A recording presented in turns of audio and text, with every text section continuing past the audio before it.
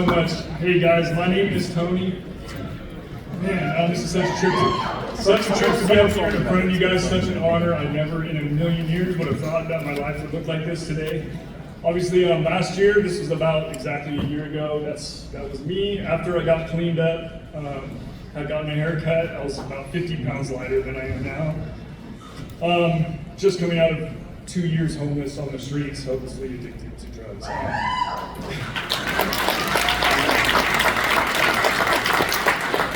So they just wanted me to give you a little rundown of my experience and what kind of happened and where I'm at now and how essential Jake's journey home was in my process of making it out of a very hopeless situation. So I was pretty privileged to come from a good home with a loving family who never missed a chance to remind me how much I was wanted.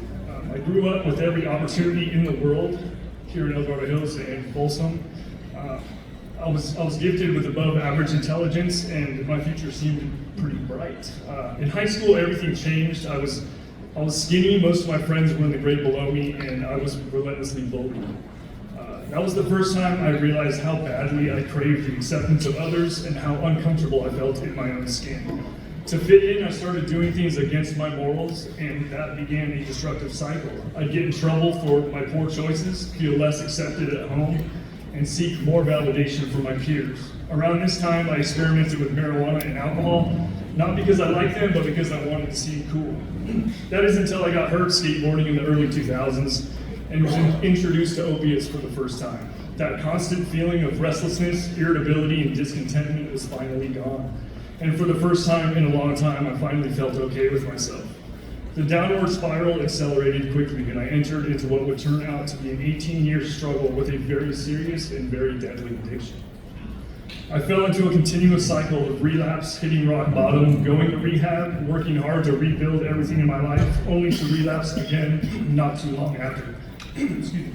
I could usually hold down a job and keep a place to live for a while, but it was like just spinning my wheels. I never actually got anywhere.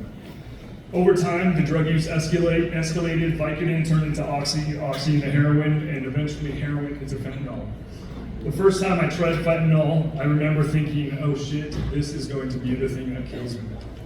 Within 3 months, I had lost my job, my car, my apartment, and for the first time, I was truly homeless. It had become so all-consuming that I no longer had the capability of pulling myself out of the situation I was in. And all my time and energy had to be spent on finding ways and means of getting more, simply to barely maintain and function and avoid the horrific sickness which promptly came within a few hours. Not knowing a thing about how to survive being homeless, I came back to Folsom as I grew up here, and I felt some small semblance of safety in the familiarity. The first thing I noticed upon becoming homeless was how immediately you become invisible and how quickly your life had lost its value to society and to those around you. One evening, I found myself sitting outside of the Rite Aid, trying to charge my phone, when Beth yelled at me from her car window asking if I was hungry. She was the first person to stop and talk to me as a human being, and we quickly formed a bond. She heard my story, she really listened to me, and could tell that I did not want to be living the way that I was living. That I had simply made one too many bad decisions and had dug myself into a hole I could not get myself out of on my own.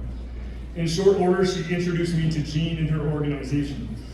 And I don't think I can adequately put into words just how much Jake's Journey Home, and specifically Jean, helped me when I was homeless. I cannot stress enough the importance of her work and how she rehumanizes the unhoused.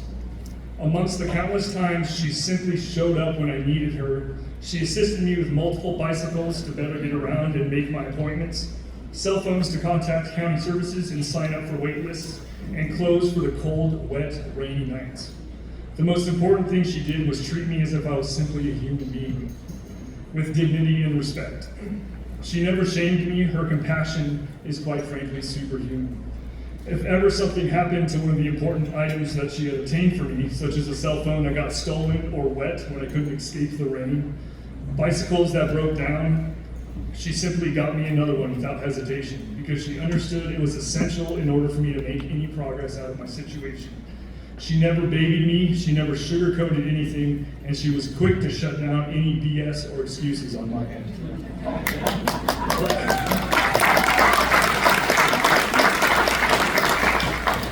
But through all that, she always saw the true me through the external ugliness and dirt, and she maintained hope when I had long since lost it. She always stayed laser focused on the goal of restoring me back to my full potential, whatever it took. If you would have told me a year ago what my life would look like today, that I would be standing up here giving a speech at the same place my parents spoke last year when they weren't sure if I was going to make it through, I don't know if I would have believed you. Not a day goes by where I'm not consistently blown away and deeply humbled with the immense progress I have made in such a short time.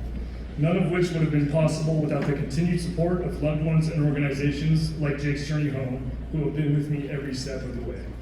She was there on day one, coordinating with my parents to find an appropriate rehabilitation center and a sober living environment for me to thrive in.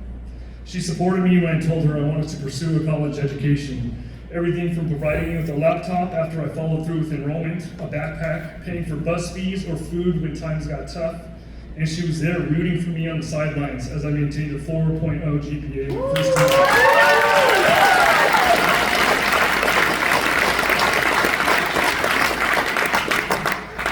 I went from eating out of garbage cans to survive to being an active member in my community, regularly running 12-step meetings in my area and sharing my story a countless number of times.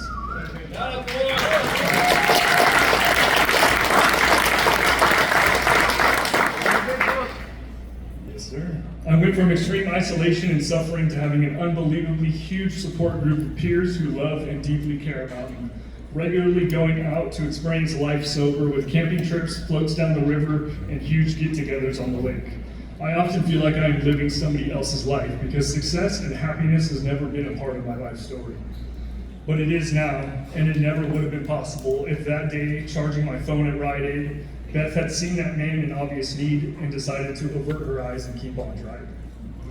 Addiction and homelessness is unfortunately becoming an increasingly common reality for those of us who have to experience it firsthand and for those that have to experience the effects of it in their communities. It is important to remember that we're all human beings and we are all in this together. Every person you see struggling out on the streets is somebody's son, somebody's daughter, somebody's mom or dad. And it is truly amazing how even the smallest gesture of kindness can completely change the trajectory of someone's entire life. Sometimes all we need is a hand up and an opportunity to try it again. The only time we fail is if we give up. Thank you, guys.